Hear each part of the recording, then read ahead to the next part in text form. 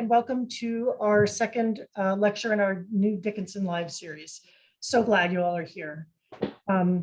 Before we get started, I have two announcements that I want to make. And the first is to remind everyone of the annual meeting, which will be, it's planned to be remote, August 6 through 7 of 2021. And it's on Dickinson and Shakespeare. And we have a keynote speaker by Adeline Chevrier-Bassot, and Parik Finnerty and Martha Nell Smith will be leading seminar discussions. There will be readings of Shakespeare. There will be Shakespeare-related tours of the Dickinson Museum. There will be an exhibit of watercolors by Victoria Dixon. There will be folk music and theatrical performance of various Shakespearean scenes. It just sounds like so much fun, so interesting, and it's going to be great. Whatever format it is, it's going to be great. It does sound like. Go ahead, Jim. Okay, my second announcement is that the next speaker in our series will be Ivy Schweitzer, who is an English professor at Dartmouth College, and Al Salehi, a graduate student at Dartmouth College. They are going to be jointly presenting a poetry manuscript of their own original poetry that is set in conversation with Dickinson's poetry. Their poetry covers many themes related to the Black Lives Matter movements, among other things. In their talk, they will be sharing their poetry. They'll explain what they're trying to do with it. They'll clarify how it dialogues with Dickinson's poetry. And they will try to explore what the new context brings out in Dickinson's own poetry. And this presentation is scheduled to take place 3 weeks from today, May 7th at 2 p.m. Eastern Standard Time. And so that'll be great.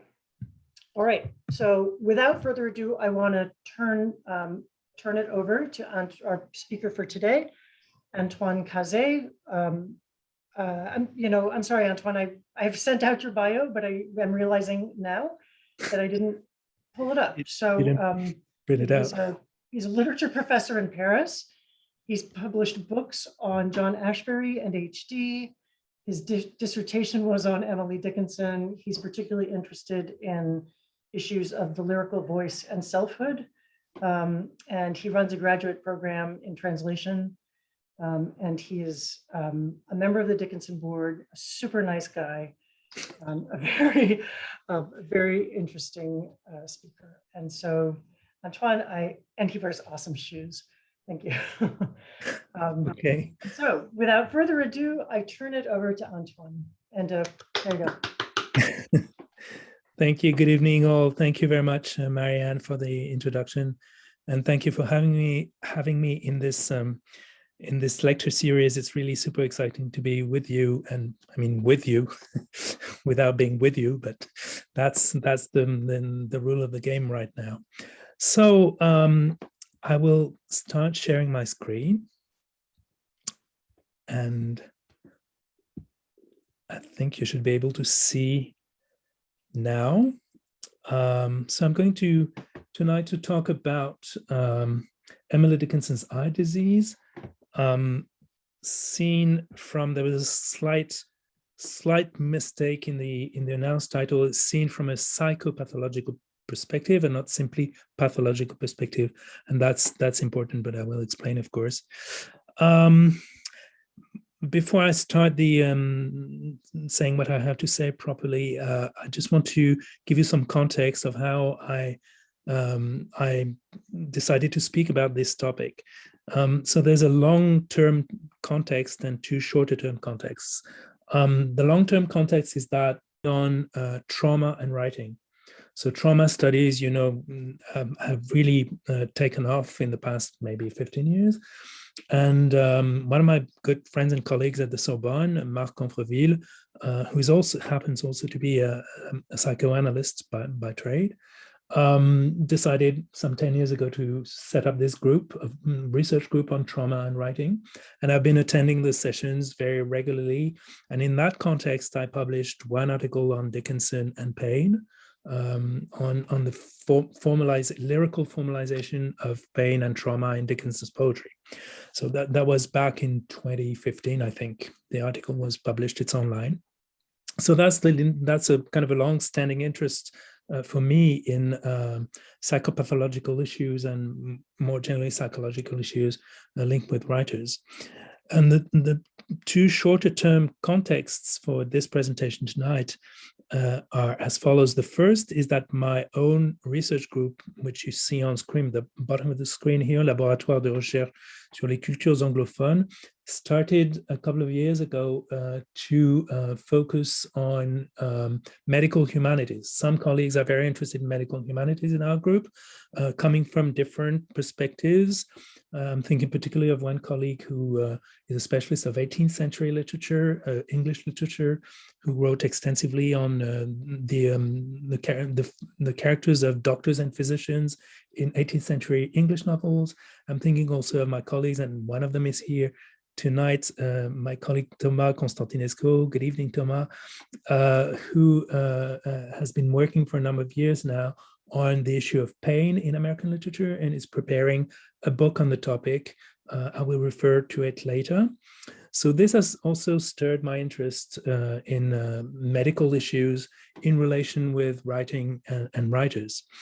And more recently, last year, I was asked by the same friend who runs the research group on trauma if I wanted to participate in the issue of a special issue of the French Journal of Psychopathology devoted to writers and their illness, or writers and their illnesses, or the relationship between writing and illness and disease. That was last year in May of 2020, almost a year ago. And I said, yes, I'm interested in doing that. And then I immediately thought that would be a great occasion to write and think about and write about Emily Dickinson's eye disease. But I, of course, like most of you, I think, like all of us in Dickinson studies and, people interested in Dickinson, we know about that she suffered from some form of eye disease, but it remains a kind of a mystery. It's not extremely well documented in medical terms. It's difficult to know exactly what happened, even though we know the circumstances. We know she went to Boston and all that. She was treated, she recovered.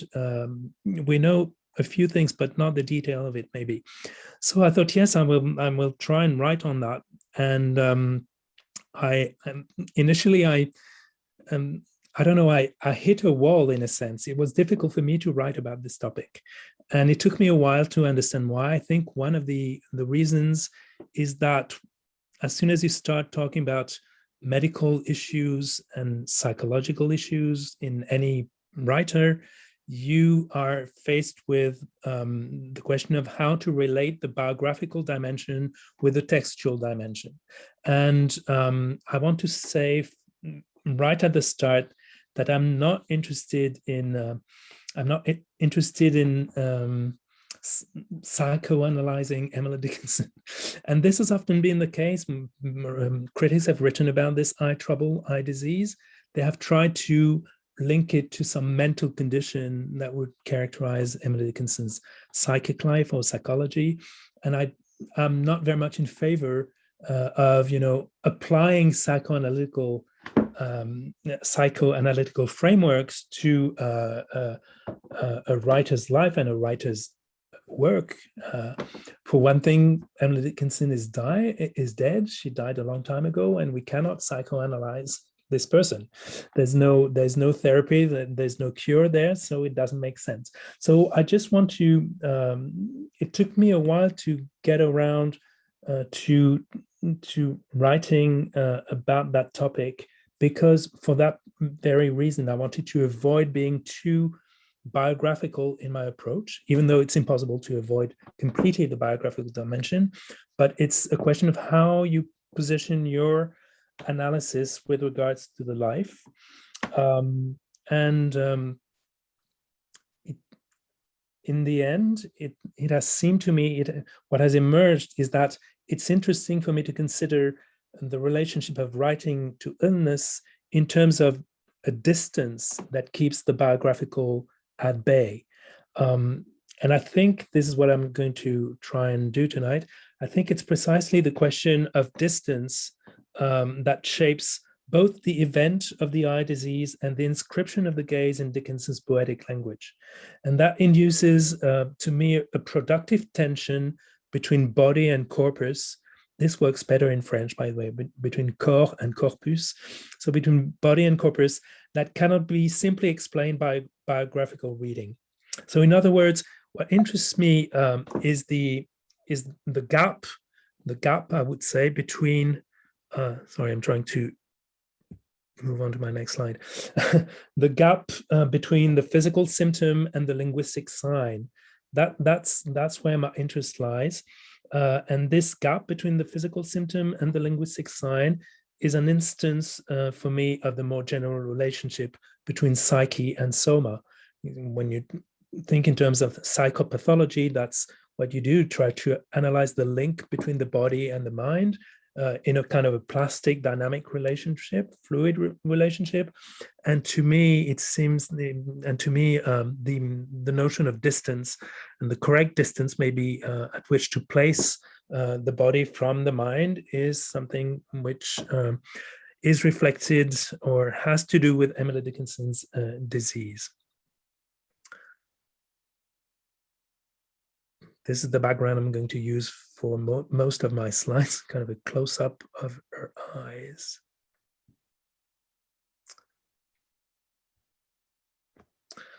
So a few facts, but I think you know most of them, but it's important to remind you of them. Hang on, there's a message popping up on my screen. What is that? It's not popping up on mine. Okay, so I don't know what's happening. It said that something wanted to take control of my screen, so I declined. That's very strange. Yeah, that is strange. That's a weird thing. So we know that Dickinson fell ill or was struck by a disease sometime around September of 1863. As she writes in this letter to Thomas Higginson in early June 1864, I was ill since September and since April in Boston for a physician's care. So we know that in 1864 and 1865, Dickinson, between April and December of these 2 years, Dickinson stayed in Cambridge near Boston with her cousins, Louise and Frances Norcross. She was very close to her cousins, by the way, and she was then in Boston because she was being treated for an eye condition. But we also know that retrospectively, she described this stay in Boston in rather negative terms, because she felt that she was in a form of exile while she was there. So she wrote to Joseph Lyman the following, which is a well-known letter. I'm sure you know this letter well. Some years ago, I had a woe, the only one that ever made me tremble. It was a shutting out of all the dearest ones of time, the stronger friends of the soul, books. The medical man said, "Avaunt ye tormentors." He also said, "Down, thoughts, and plunge into her soul." He might as well have said, "Eyes be blind, heart be still." So I had 8 months of Siberia. This last sentence is quite famous and quite typical of Dickinson feeling that she was exiled in a cold and lonely place. This poem, this letter, sorry, made me think of a poem in which the woe and the I are presented together. It's the poem "Must Be a Woe, a Loss or So, to Bend the Eye Best Beauty's Way," in which you find the word woe in the letter and eyes be blind in kind of an echo. This poem predates the letter, by the way, and predates Dickinson's stay in Boston, because it's a poem supposed to have been written in 1863 or dated 1863. And that is the poem as a whole.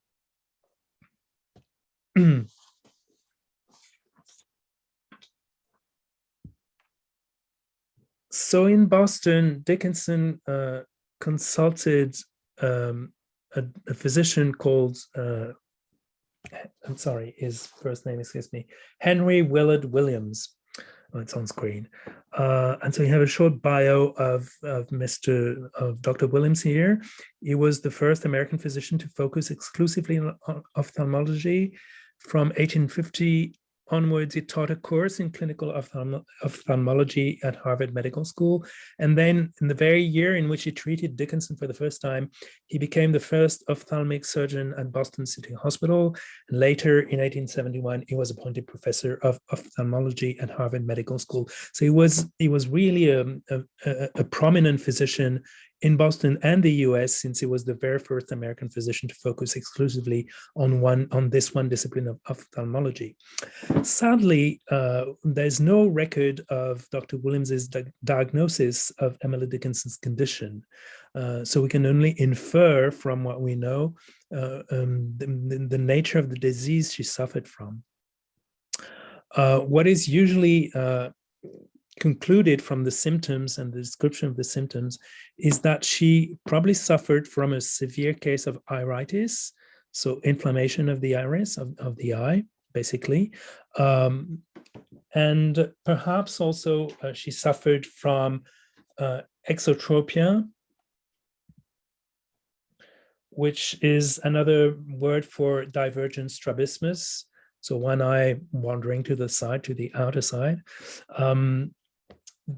Symptoms manifested mostly as photophobia, so fear of light or difficulty to see clearly in great light, ciliary neuralgia, as well as persistent asthenopia, which means eye fatigue, the tiredness of the eyes.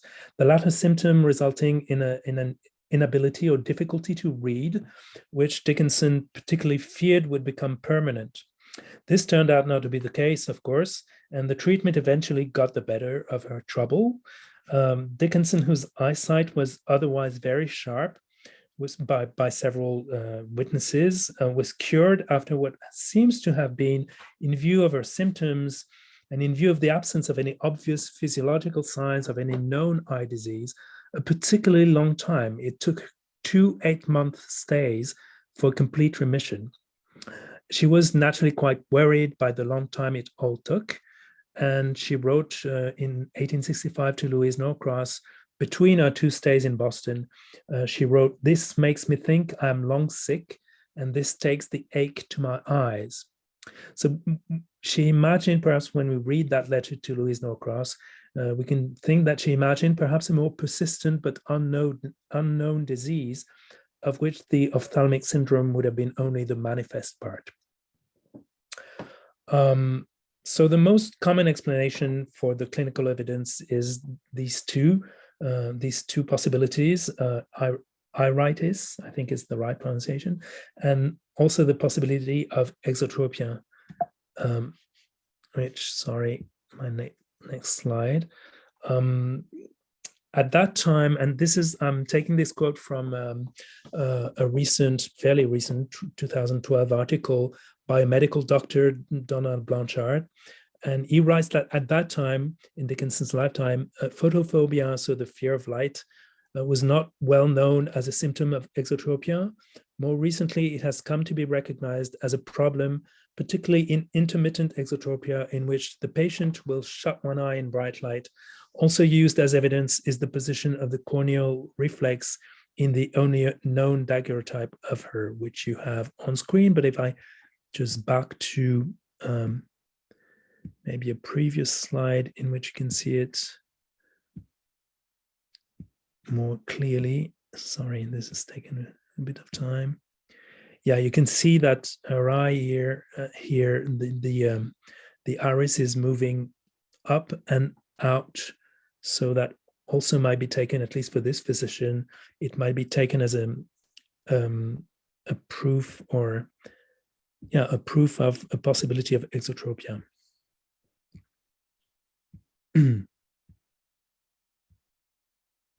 Just now catching up to where I was.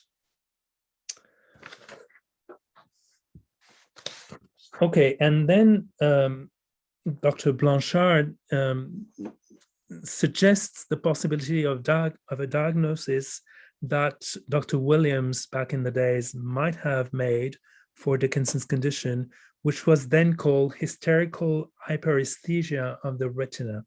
This terminology was common in Dickinson's days, but it would not be used any longer today.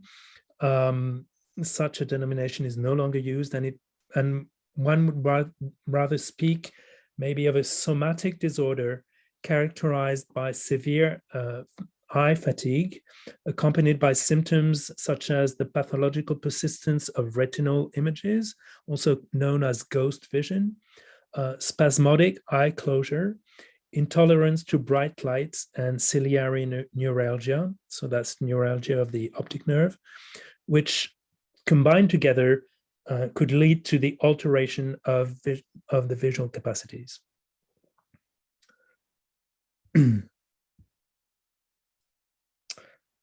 So if we come back to this letter to Higginson, sorry, she goes on after saying this.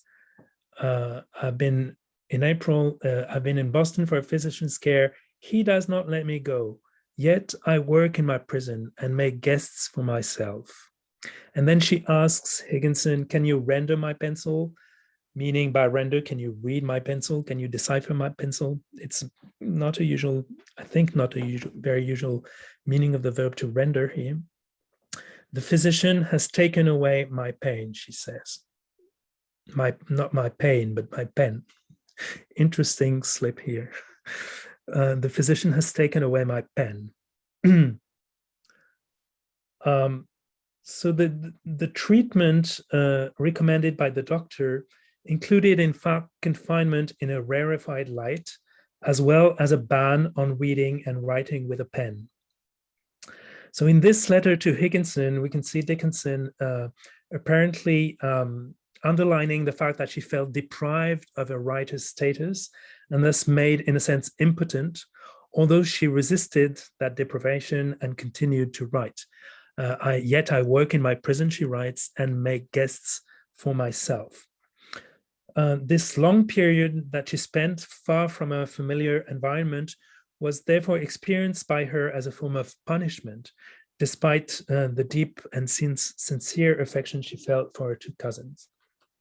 So I think it's important to consider Dickinson's eye disease and its treatment in connection with this exile in Boston. And this exile obviously caused a powerful anguish to her. And in that anguish, the poet found herself deprived of all control over her universe because she did not have access to the instruments which allowed her to establish a relationship to the world. The question of control over her mental universe is absolutely crucial for Dickinson, as you probably all know. And and of course, you all know, so obviously, that her poetic work is notorious for having remained massively unpublished during her lifetime, even though it comprises nearly 2,000 poems. So this writing was a kind of a semi-clandestine practice, and it raises the thorny question of its presentation and visibility for potential readers, or even its visuality. For whose eyes could those poems, most of which remained hidden, be intended? So my hypothesis here in looking at the Dickinson's eye disease is that the eye disease affecting her strongly connected to a writing activity built on the deliberate choice not to show its fruits, and all the more so since the disease occurred after the two most prolific years of a poetic production. So this disease could in fact prolong the setting up of an interior and literary space based on an exploration and a questioning of the functions of the gaze, as well as of the status of vision and visibility. So I say prolong here, prolong the setting up of an interior space, and I deliberately use that verb prolong in reference to Edgar Poe's famous tale, The Purloined Letter. In that title, the rare verb to purloin means to defer, to prolong, to dismiss. And in addition, one of the meanings of this verb is to remove from view, which I think corresponds very well to the subterfuge used in Poe's story of the stolen letter or the purloined letter. What I mean to suggest here is that for Dickinson, what is at stake in our poetics of vision is translated to the body, and how this intersects or interacts with the dynamics of distance and exile.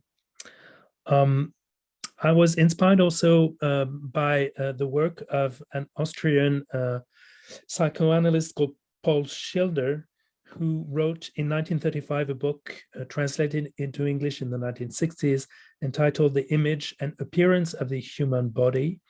And in that book, a long book, he describes the mechanisms of bodily expansion and the image of the body precisely in terms of prolongation, notably when he evokes actions such as ingestion, digestion, and expulsion, but also verbal production. And he writes, for instance, one can say, quote, one can say that the image of the body prolongs itself into the world. The organization of the image of the human body is most flexible, end of quote. So what I propose to do now is to present, and what I will do, sorry, at the end of this presentation is to present 3 different ways in which Dickinson's poems write about vision, visuality, visibility, and the eyes. But before I do this, I want to examine a number of other letters as evidence of how the eye disease can be related to the question of distance and exile.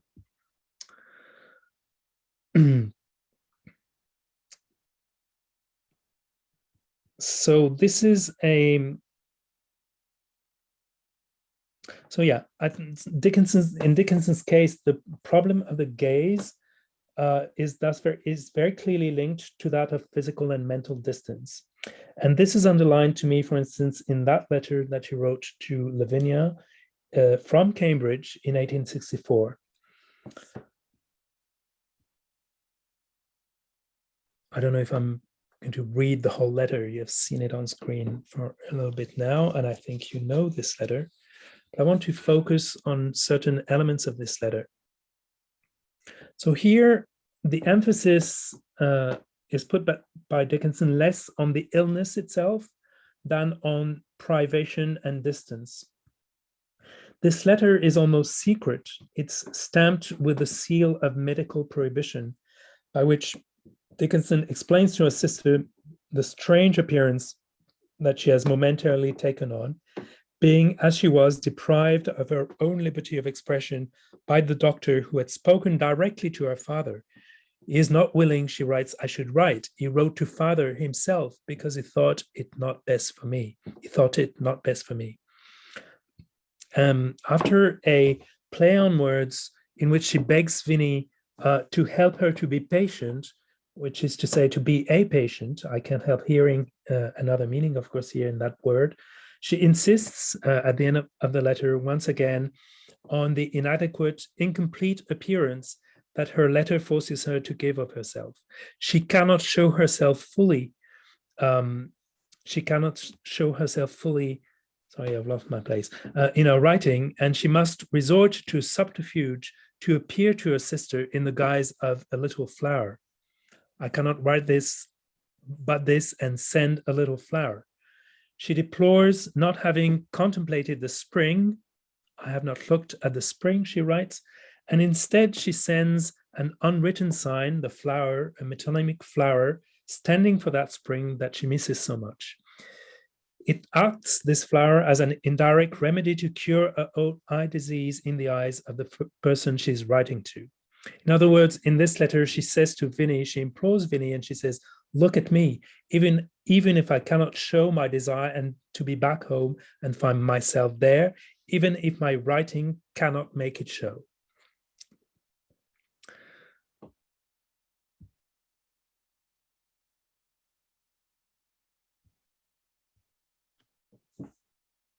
This strategy of displacement is similar to what happens in one of Dickinson's early letters to Thomas Higginson, written in July 1862. So that's before the eye disease. And there, in this very famous letter, of course, that you all know, the poet humorously and bluntly refuses to send him an image of herself. Could you believe me without? I had no portrait now, but I'm small like the wren, and my hair is bold like the chestnut burr, and my eyes like the sherry in the glass that the guest leaves. Would this do just as well? So here, the first sentence doubly prevents access to the image. First, by asking the addressee, Higginson, to have faith in her, and secondly, by providing a graphic equivalent of absence thanks to the dash, which makes the lack of an image visible, almost visible in the signifier. Visibility here is placed under erasure, the erasure of the dash, introducing the no portrait that follows. The fragments of a description Dickinson then provides, substituting figures of speech for a face with increasingly improbable comparisons, hardly allows the reader to form an image. One notices especially that the eyes, supposedly the most revealing feature in a face, the eyes are reduced to a trace left by an absent person.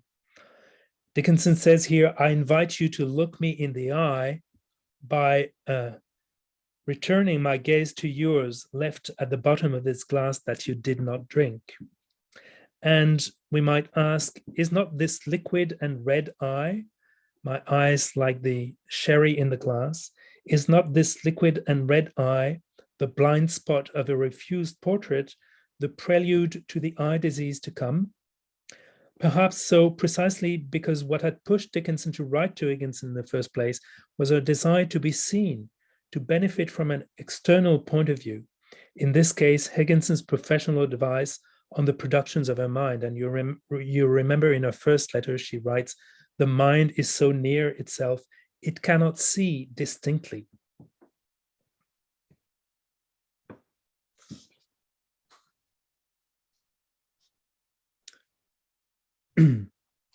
One understands through these examples that I gave the central role played by letter writing in Dickinson's art of avoiding being seen. Kristan Miller has noted how, quote, the physical distance created by letter writing and the metaphorical distance created by opaque and elliptical language function as metaphorical equivalents. And Chris writes that in her first book on Dickinson, A Poe's Grammar. Reflecting upon the relationship established by the specific form of distancing that a letter is, Dickinson famously wrote again to Higginson in June 1869, a letter always feels to me like immortality because it is the mind alone without the corporeal friend. Indebted in our talk to attitude and accent, there seems a spectral power in thought that walks alone. If the epistolary mode undeniably helps set up a privileged relationship with each correspondent, it is nonetheless a guarantee that this relationship will only take place at a distance and notably out of sight. A letter, in other words, allows one to keep control and capitalize on absence, which seems to be why Dickinson likes its haunting power, giving her a sense of immortality by conveniently getting rid of the body. However, this control and power can only be exerted if the writing subject is at the heart of the network of correspondences that she weaves. As soon as Dickinson writes from a distant location, imposed by circumstances that deprive her of her pen, at least officially, she feels in danger of being struck by a form of purely negative invisibility, so to speak. She can no longer appear as herself, as was shown in her letter to Lavinia. She can no longer appear as herself, and she feels the tension of a dispossession. So we can say perhaps that by forbidding her to write, Dr. Williams inflicted upon Dickinson a treatment that deprived her of her chief means of existence in the eyes of others, and perhaps even more so in her own eyes. Hence, perhaps, Dickinson's paradoxical call to her sister Vinnie when she asked her to help her be this patient, reduced to inaction and dissimilarity, threatened with extinction. So what I want to do now is to look at a few poems in which Dickinson deals with seeing, eyesight, vision, perception, and see how this relates to her eye condition. So it seems to me that for Dickinson, the question of the gaze has to do with an ambivalence in the desire to keep contact or not. The grip of the visual, even if it is negative, is commensurate with the control of perception. More often than not, it means a refusal to let go, going so far as to impose on the other, as well as on herself, the lack of any image as the dominant mode of visibility. Maybe we could suggest that Dickinson's eye syndrome reverses the disappearance staged in the texts as well as in the very act of writing. Through games of invisibility, or more precisely of withdrawal from view, Dickinson seeks to produce an image of herself which is based, and that's the paradox I mentioned above, which is based on the possibility of an absence of that image.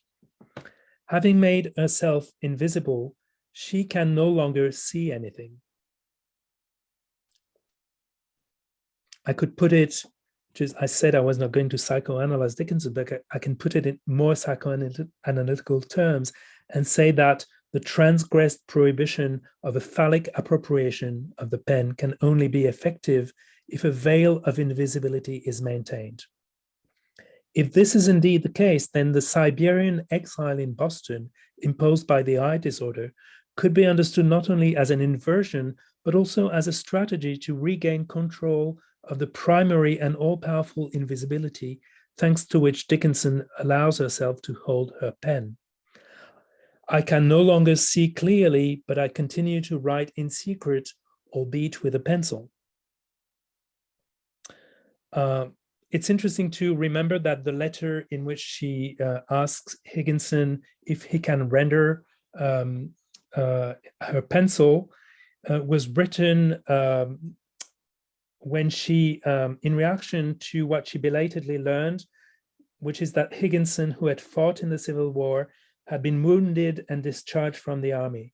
So I think it's interesting that she puts forward a form of impotence, difficulty to write. She's forced to use a pencil just when she learns that Higginson himself has been wounded. This must have echoed what happened to Higginson must have echoed her own circumstances, her own incapacitating circumstances.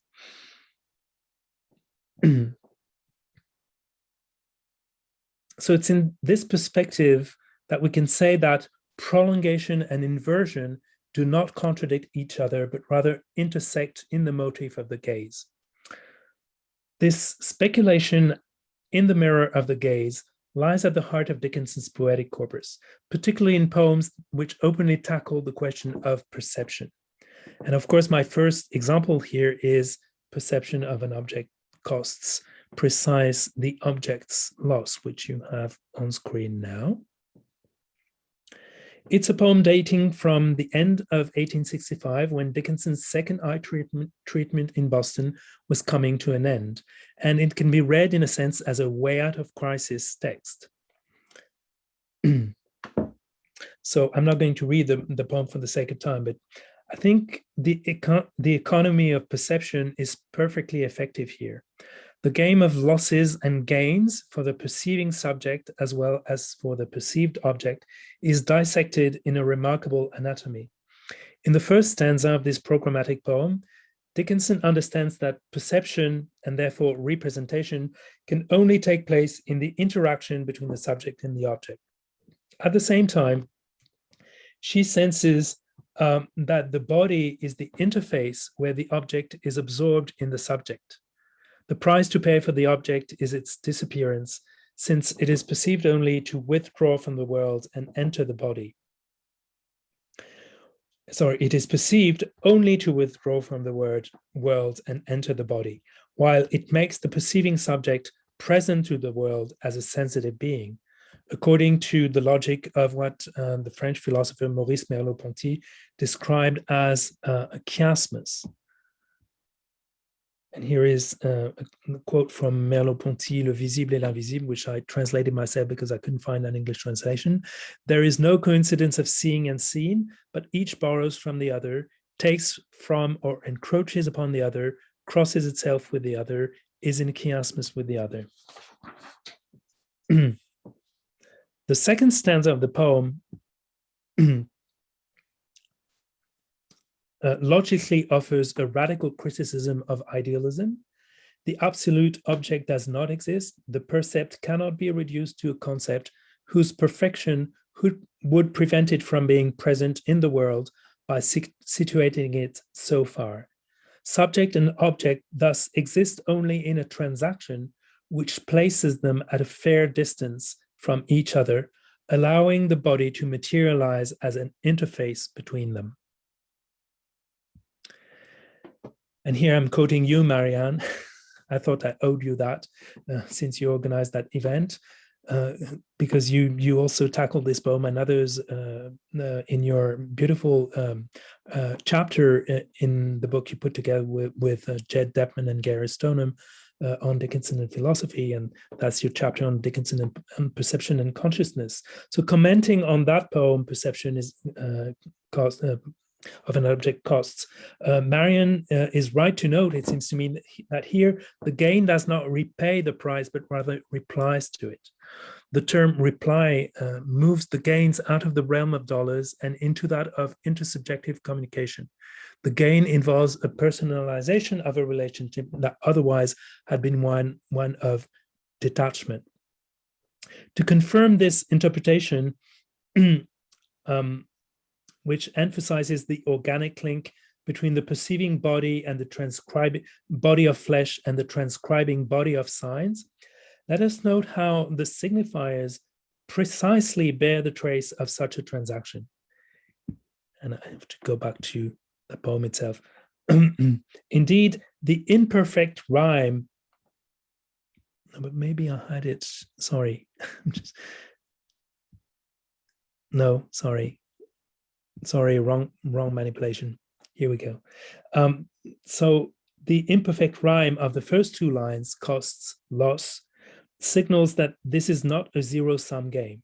Perception of an object's cost precise the object's loss, Dickinson writes, and the very difficulty of pronouncing these words draws attention to the materiality of language.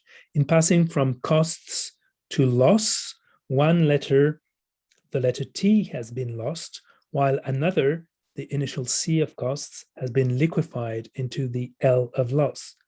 One could say that this loss consecrates the impossibility for the subject to keep intact the complexity of the object. But in return, or more exactly in reply, since the perceived object becomes a linguistic sign by virtue of its repetition, the word object is amplified on line 2 by one letter, an extra S, marking possession. In other words, by entering language, the object is enriched with additional substance, reversing its loss into a gain, linguistic gain. It should be noted, to be fair, that the apostrophe in objects marks the elision of a letter, an E originally present, as you know, in the genitive form, being visually a point of disappearance, or a point of reversal at which the object possesses nothing but its own loss. How am I doing in terms of time? I didn't even check my, sorry.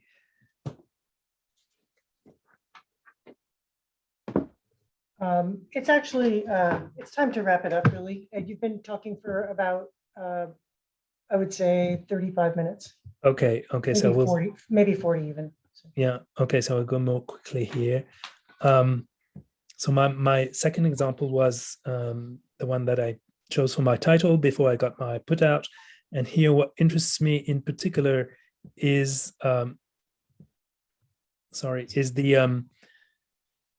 so this poem is premised on an if, right? If I could see, this is what I would see, and that would be fantastic. I would possess all these things. They would be mine, the meadows, the mountains, everything would be mine. But in fact, it would be too much. I would have too much in my eye, and that would strike me dead.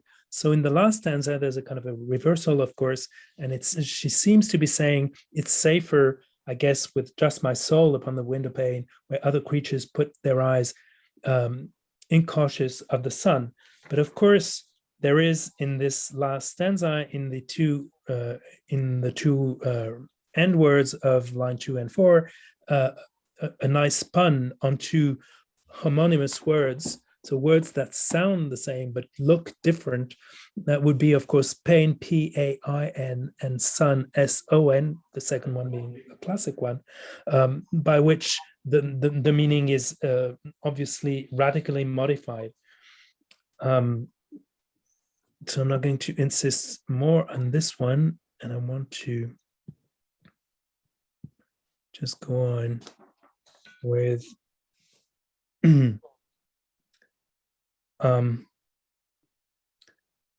idea that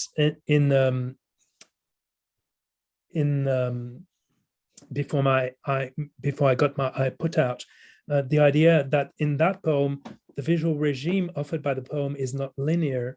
The speaker does not go from a state of reserve in her gaze to a state of loss. But distance and proximity in that poem and others in the gaze, distance and proximity in the gaze are fluidly intertwined, and the last stanza sanctions their reversibility. Reversibility is another name that Merleau-Ponty gives to the chiasmus, as you can see here.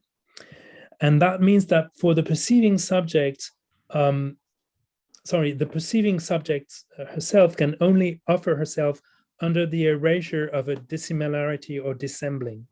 And in another poem, Dickinson suggests exactly this, is the poem, These Held Their Wick Above the West. In the second stanza in particular, then waned without disparagement in a dissembling hue that would not let the eye decide did it abide or no. The only possible signature for the poetic subject is to disappear without disparagement, to leave only a spectral trace of herself in a fleeting moment when color gets dissolved. And once again, of course, it's in the signifier that we can see this happening, with the two words hue and I being almost full homonym I of the first person pronoun and almost a homonym of the second person pronoun, hue, you, y, o, u, of course. In other words, the eye's inability to fix its gaze derives from the figurative instability at work in the poetic language. In this deflected gaze, the eye retraces itself as a figure of speech. If the semiotic scene of the poem defines the space of a gaze oscillating between control and release, one can hypothesize that the eye disease prolongs that oscillation into another set of signs or symptoms. And I would just, to end, I'm not going to comment more, but I will just show you my final slides of this poem. He was my host, he was my guest, which I've always been fascinated by. And in this poem, again, you can see very interesting things, such as, of course, the host and guest letting us perceive a ghost in between.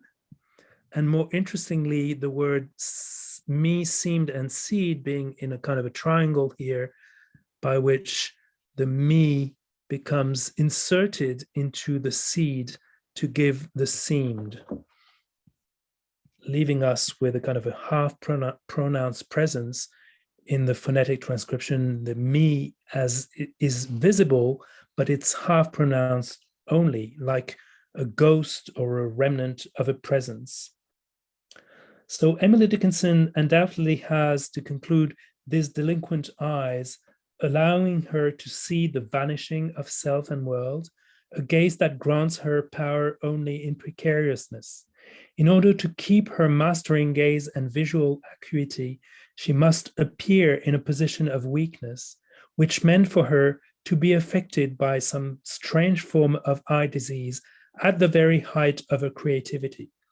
In this respect, the seed of this poem here, let me just bring the poem back. Yeah, the seed in this poem can also be read, or could also be read, as a grammatically incorrect form of the past tense of the verb to see. The guardian of a defective gaze from which a poetic creation springs, she inscribes its deviance in the very flesh of her words. Between prolongation and alteration, her ocular symptoms continue the work of the signifier in a detour by the body, which, far from elucidating meaning, consolidates its enigma. And these are my references. So thank you very much. Making gratitude now. Antoine, sorry for having been so long. It didn't feel long. It was really wonderful. Fantastic talk. I see there's a lot of comments in the chat. We have really time for like a question or two, and then we'll just have to switch it.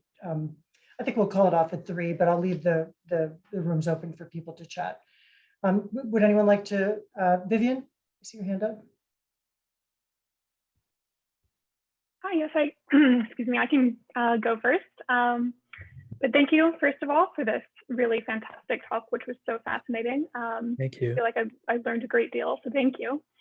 But especially given the context of your talk, I'll do a quick visual description, which is that my name is Vivian Delchamps, and I am a white woman sitting in my apartment in Los Angeles. There are books and artwork on the wall behind me. And just to mention that I mostly study disability studies. And I recently had a publication in the Emily Dickinson journal, not to totally cite myself here, but I can put it in the chat in a minute. But basically, I was very interested in the desire for diagnosis, which is something that people still very much grapple with today, in that relationship to disability studies. So I was very interested in the desire to sort of understand the specifics of visual impairment, what we learn when we find out specific details. So I was just curious about whether the current kind of work in disability studies, and I might also cite some other people who worked in disability studies and Emily Dickinson specifically, which includes my friend Claire Mullaney, who's here, who's done work on agoraphobia and blindness. Specifically the generative potential of blindness. So as opposed to just studying the generative potential of sight, like what blindness offers us as a mode of perception. And also on that subject, Michael Davidson has done work on disability gain that has been really, really fascinating. Yeah, that's true. So especially given, we were kind of looking at a picture of Dickinson's eye for much of this presentation. And I was just curious, especially given that it feels like Dickinson often sort of rejected or resisted objectification in a number of moments in her letters, or in moments when she, the only way that she would engage with a physician towards the end of her life was to like walk away the other side of a room, according to his representation. And so I'm just curious as to how some of these ongoing conversations about disability studies and the generative potential of blindness, how any of those are sort of influencing your readings of this subject. And yeah, thank you again. Yeah, thank you. Yeah, not to make a bad pun, but I think disability studies are kind of a blind spot in my talk.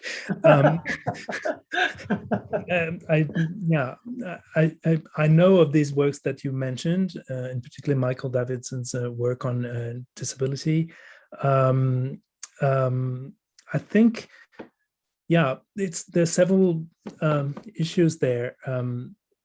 Of course, when you speak of the potential power or potential creativity of blindness, there might be a risk, let's say a risk falling back to a conception of blindness as, you know, the blind seer, the gifted prophet who doesn't see, and because it doesn't see, or she doesn't see for that matter, is able to perceive things differently and to be a leader, and to invent new worlds and all that. It's kind of a very romantic conception of the blind poet.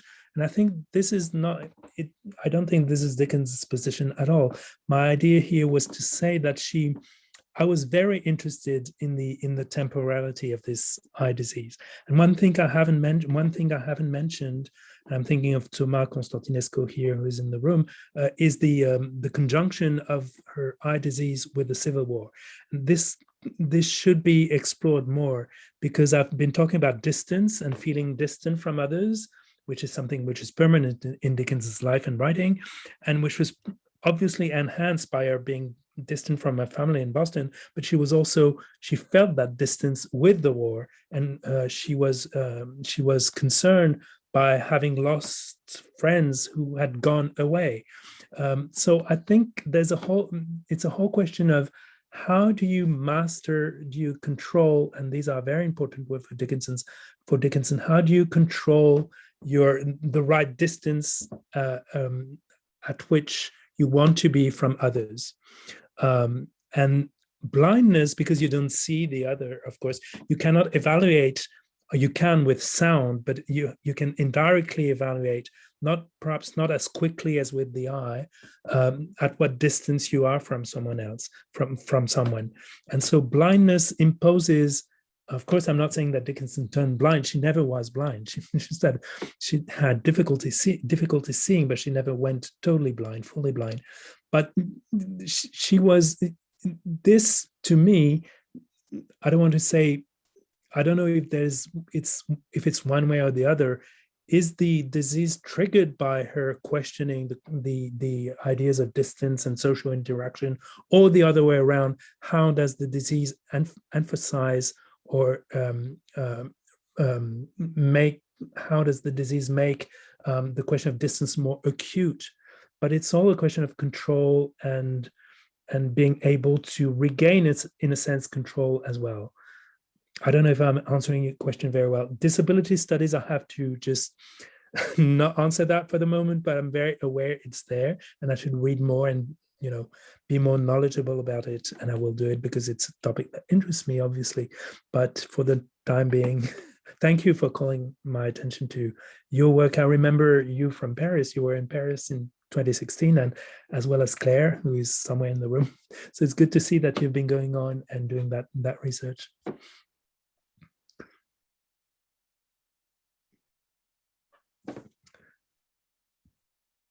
We can't hear you, Marianne. Yeah, I just realized that. Eventually Zoom lets you know. Sorry about that. I think we should wrap it up there. Yeah, I'm sorry I didn't give enough time for questions and discussion. There's a lot in the chat. Zero apologies, like beyond zero. That was really super interesting. But I'm going to create 2 breakout rooms, and people can go into them if they want to, or they can just simply remain in this main room and chat here. So the other rooms, I don't know if somebody I don't know. I guess I should create some kind of affinity for them, but I haven't. I'm just going to let people, if they want to talk separately, they can just kind of, maybe they can chat with each other and say, hey, let's go to breakout room 1 or something like that. And Antoine, maybe you could stay here just as I think I'm going to stay here because I'm not too conversant with the subtleties of Zoom. So I'm just going to. Will you autograph? You know, you can autograph copies of your, I don't know, whatever. So I have done that. There are now 2 breakout rooms that people can go to if they want to, and all three, the main room and the 2 rooms will stay open until 3:30. And can we also put out an open invite?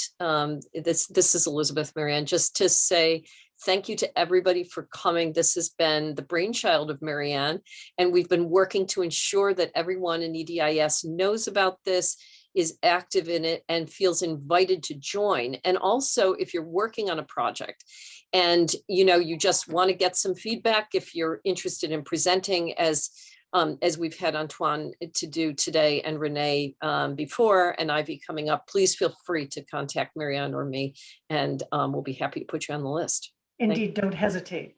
Don't hesitate to do it. It'd be great. Exactly. Thanks. Okay, so the breakout rooms are open, and people can go to them, or they can stay here. And would anyone like to ask a question?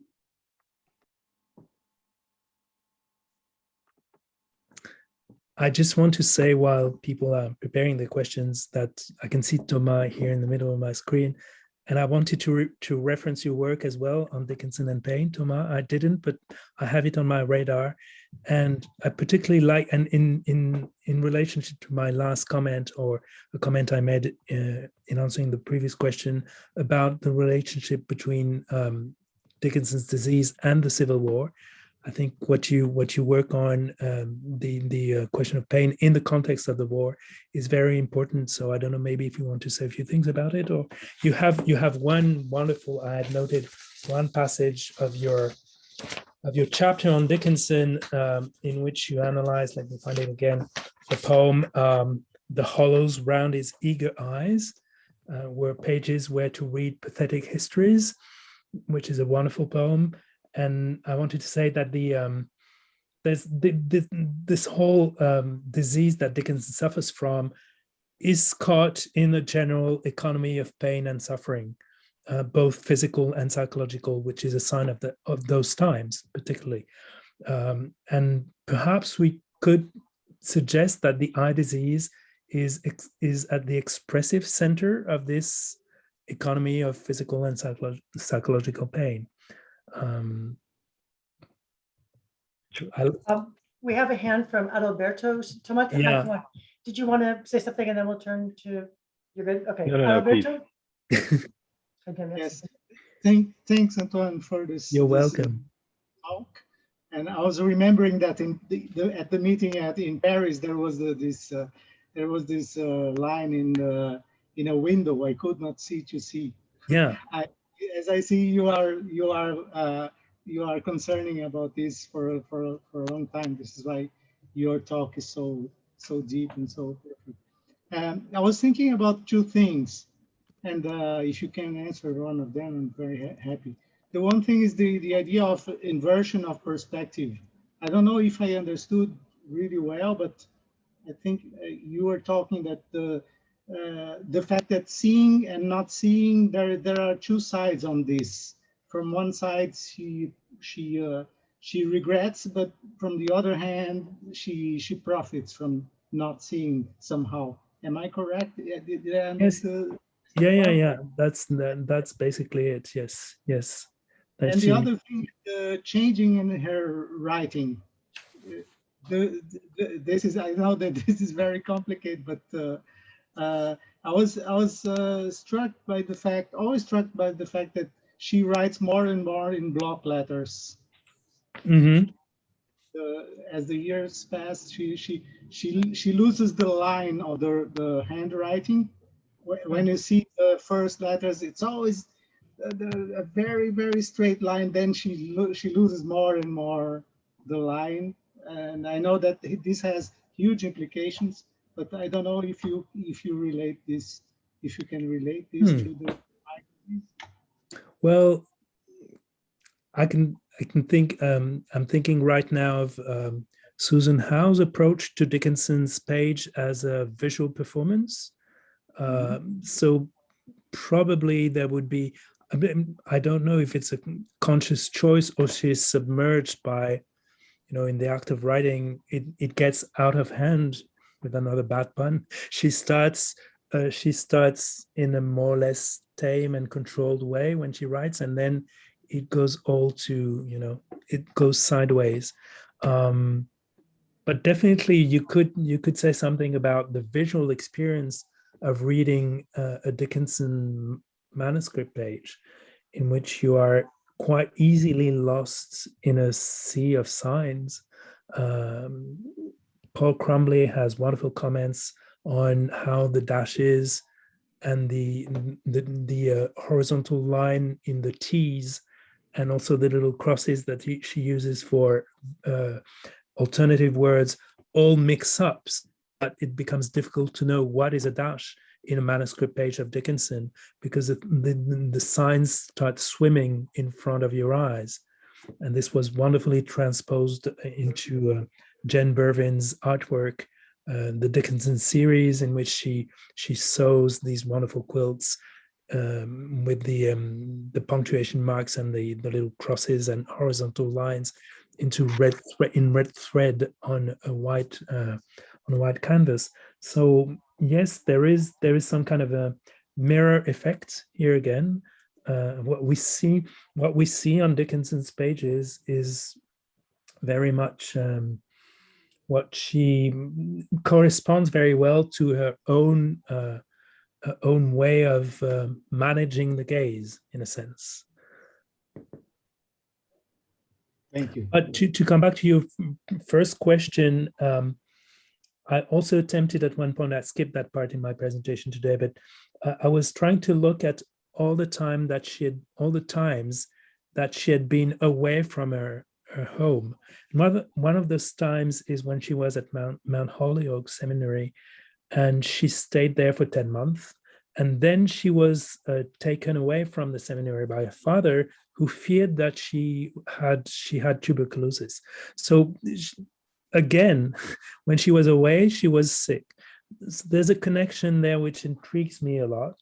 And of course, you can also think of, she wasn't away from the home that time, but at the end of her life, when she would refuse to see other people or to let herself be seen, and there's an interesting link to be made between that moment and the earlier moment during the Civil War, when she could not see herself. So as if there was some kind of inversion here again of not seeing, not being seen, or she alternates between the two conditions, in a sense. I have a question for you. So I wrote down the phrase, "the physician has taken away my pen." Mm-hmm. And I was struck by how controlled she describes herself as being in that letter. There were a couple of letters. It's like, "The physician won't allow me to do this. Yeah. I'm not permitted to do this. He's taken away my pen." And I can imagine myself in such circumstances saying, I can't read because I'm trying to cure my eyes, right? That sense of having been, she's so self-subordinating, so like, Mm-hmm. making her like, do you have thoughts about that? Like, she describes herself being so controlled. She has no choice in this. I mean, maybe it's because she loves to read so much, right? That she just, Yes. like, only somebody else could force her to not read. Mm-hmm. Like, she's in the process of saving her eyes, right? Which is like such a, Really? and it worked. I mean, it's a miracle that it worked, frankly. You go into a dark room for 8 months and you're okay. Like, that's shocking, I'm amazed that it worked. So I don't know what, do you have any thoughts about it? Does it tie into anything that you're doing here at all? Or is it just What I'm hearing here, I understand what you're saying very well. I think it's a kind of a power. I like the way you said it's as if she was putting herself in a weak position almost too much. She's too controlled. Like she obeys. She does as she's She has told. no agency. And she has no agency, exactly. But this can be tricky. Like I'm thinking here of the times, the very frequent times in her poems when she says she's a minor. I can sing a little minor. Like she deprives herself of her potency, of her agency, willfully, but in fact, she does keep it very much. She excludes herself the better to control, in a sense. Yeah, it's part of the strategy of presenting herself through representation, right? Like by sending a flower. The physician has taken away my pen. Here's a flower. Like, exactly. I can't be present, right? So yeah. So it's like when she says, they are all religious except me, and worship an eclipse. Like when she says except me, she makes herself exceptional, literally. And she seems to be to place herself in a position of weakness, but in fact she says, I am the only one who understands what's going on there. That's true. So there is Yes. this. But I agree, you're right that she's trying to save her eyes at the same time. So she's not completely, it's not only a mind game. She has to do something to save her eyes. Definitely. Ellie, you want to say something? Hi, Antoine. Hi, Ellie. Wonderful, Matt, Good to just see you. terrific. And by the way, I use this Oh. all the time. Oh, wow. You're a gift to all of us. That's a tribute. And that's a vintage object now because the Université Yes, it is. And it's doesn't exist anymore. I well use mine used. too. It's very well used. Good. I was going to ask her just a literal question. I want to, what Marianne said is wonderful, but isn't there a line, and I sneered softly small? You know, I mean, the pose of small Yeah, is a pose. it is a pose. But I wanted to ask a more literal question because it seems to me there are three possibilities for really organic trouble that I suppose somebody, and maybe I missed it, has brought up. But tuberculosis is one thing, Bright's disease is another thing, hypertension is another thing, and then there was some, oh, the veering eye that we saw when Martha Ackman showed us pictures of how that face may have aged, and the eye. I don't know whether any. I know that Johnny remembers that talk in Norway when we were shown an aged Dickinson. I was done there by- too. I remember that. Yeah, and remember the eye had gone crazy. It was really bad. So those are four physiological questions for a less philosophical discussion than yours. But what do you know about research on any of those in relation to eye problems? So I tried to look if there was any connection between Bright's disease and eye trouble, and I couldn't find any. Maybe I didn't dig enough, but there might be some connection apart from the name of the disease, which Bright kind of connects, but that's just There is with kidney illnesses. Yeah. There is a connection, and that is a kidney illness. Yeah, I know. So, but there was nothing conclusive in what I read about this. Of course, for the eye itself, I presented the most frequent hypotheses of iritis or strabismus, exotropia. But since the diagnosis is no longer extant, it's just guesswork. You have to infer things indirectly. So I've no specific answer to give here. Sorry. It's all very sketchy, in fact. We don't know exactly what happened with those eyes. It would be very interesting to have someone like who's our doctor in our membership, who's done other diagnoses of Dickinson, including when the question came up of possible epilepsy. What's his name? He used to be in St. Paul. Anyway, it'd be really interesting to have a doctor just deal with possibilities.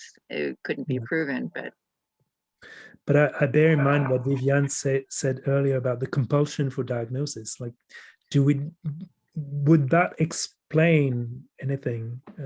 I mean, it would explain something, but it wouldn't probably leave a lot of things unexplained.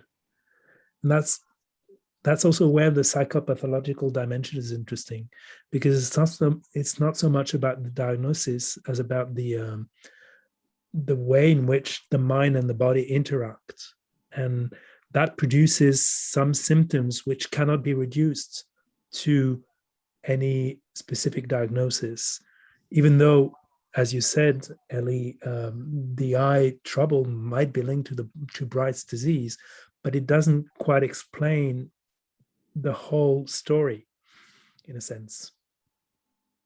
Those pearls that were his eyes, yes. Full fathom 5. In a book by Paul John Egan, I've been trying to find it. I can't pull it up. It's about memoir, and he talks about a memoir, and maybe you've read it, about a guy who becomes blind. And I believe the guy's a doctor, and he writes well about his own blindness, and sort of the changing stages of selfhood, and he writes about how much his sense of self changes. But if I remember correctly, he talks about a really a big expansion, like that he really feels enlarged and he kind of is taken deeper into existence. He reports a great enrichment in it. First of all, I think we can all take comfort. Should we lose our eyes, it doesn't have to be like suicide, right? But that's very interesting too, right? Because if I understood correctly, you were saying something quite different. That for Dickinson, the loss of her eyes was some kind of like a reduction. You know, she experienced What? a reduction, right? That's in some way. Reduction. Yeah. Weren't you saying something to that, more or less to that? Maybe not. I'm not entirely sure. No, I don't think. Anyway, I'm gonna look it up and I'm gonna send it to you. But if anybody, you can also look, Paul John Eakin. It's How Ourselves Become Stories is the name of the book, and it's really super interesting. That's interesting. Blindness and selfhood, and sort of the spatial. And he also discusses Merleau-Ponty, that the spatial awareness, bodily awareness, the way that the sense of self as a kind of expansion. Yes, so I understand he that. experienced this expansion through blindness. He experienced an expansion of selfhood. It's very interesting. Okay, thank you for the reference. And so I was like, oh, what I've read that you haven't. Okay. Hirschhorn, is that it? Is that what I'm talking about?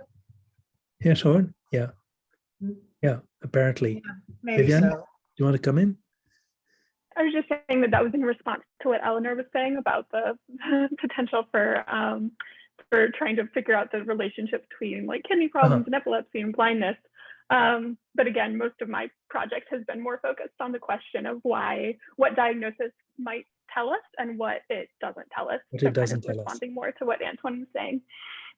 I would also like to mention, just because you brought up what Dr. Williams said about the hypothesis that he might have said that she had like hysteria, something as hysterical retina. Hysterical hyperaesthesia of the retina. Yeah. Yes.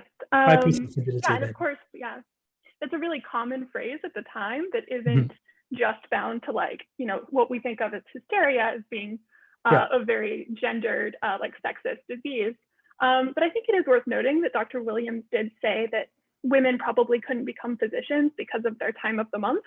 Okay, I didn't know that. Obviously not saying, yeah, and so it's not that the diagnosis of hysteria, what you called it, it's not that is in itself, a terrible sexist diagnosis, even though there are just these ongoing cultural issues. There is a cultural history of disability in the ways that certain symptoms are being read.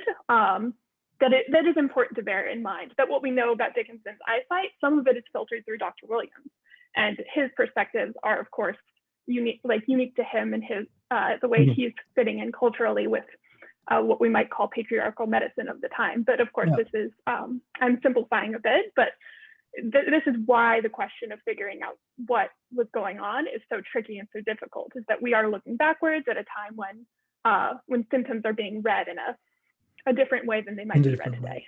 Yeah, I totally understand that. And of course, blindness was also a very frequent symptom in hysteria. You remember Charcot's study of hysteria and the hysterical blindness that he describes.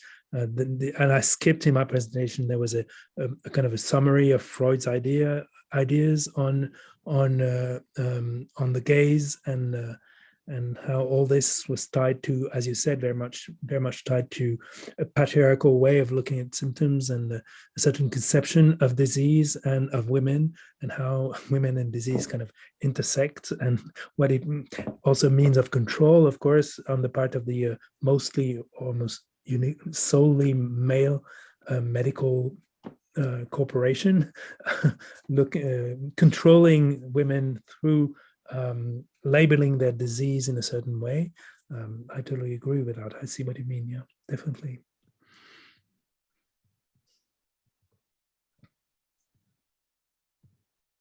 Okay. Okay, it actually really wasn't Hirschhorn. I'm sorry. I'm like looking at the index of it. I think it's a guy named John Hull, but I'm working on this. I'll get back to you. John Hull? I'm working on it. I'm getting there. What do you want about Gilman's The Yellow Wallpaper? Hysterical disease. Yeah, John Yeah. Hull. The book is called Touching the Rock. Okay. Touching the Rock. Yeah, I was just wondering about that, Antoine, because your paper was so evocative of the way Dickinson is really manipulating this distance between herself and others. And the work that came through to me, although it was, it's pretty far afield, is Gilman's The Yellow Wallpaper. Also in that story, a woman who is the kind of, you're in the mind of this this mad or diseased narrator who is trying to gain control in some way of her world through vision. And she's constantly wondering about the light and looking at the paper in different lights. And it just strikes me that the way you were reading those letters was really wonderful, because Dickinson is very, in some ways, aware of and manipulating that distance. Yeah, she is. She definitely is. Maybe Vivian wants to address the issue of Gilman and Dickinson, since your dissertation Really chapters were. Well, yeah, we can all just workshop my dissertation really quickly. Just kidding. But I'm basically tracking in the first chapter on Dickinson. I'm looking at the Civil War emergence of what I call ophthalmoscopic ways of diagnosing, which is of course looking through ophthalmoscopes, as Dr. Williams did. And so I'm trying to track, the cultural history of diagnosis itself through this kind of very disability studies lens. And then in the chapter on hysteria, I'm tracking the ways hysteria emerged during the Civil War as a response largely to men who were fighting in the Civil War and then were experiencing nervousness and other related symptoms. And then, of course, looking at Gilman's The Yellow Wallpaper, which in many ways is a reaction to the fact that hysteria was definitely a blanket diagnosis that sometimes captured every symptom. So people could come to a physician with many, many, many different kinds of ailments, or they would self-diagnose themselves with what was also called as neurasthenia or nervous prostration.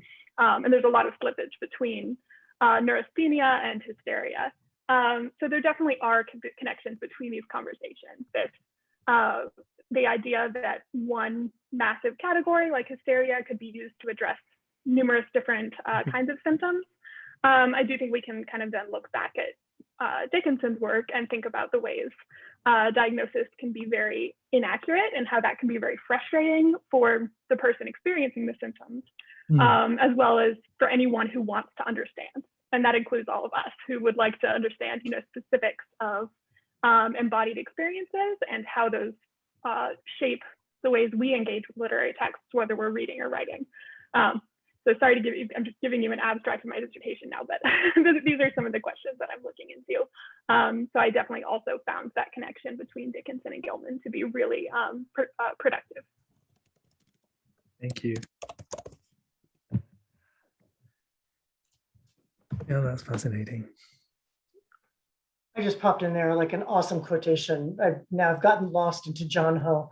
Yeah, it was making me think of Dickinson so much, just all the ways that like blindness is a state that allows a different vantage point on sightedness and a different sense of relatedness. Anyway, don't mean to be distracted there.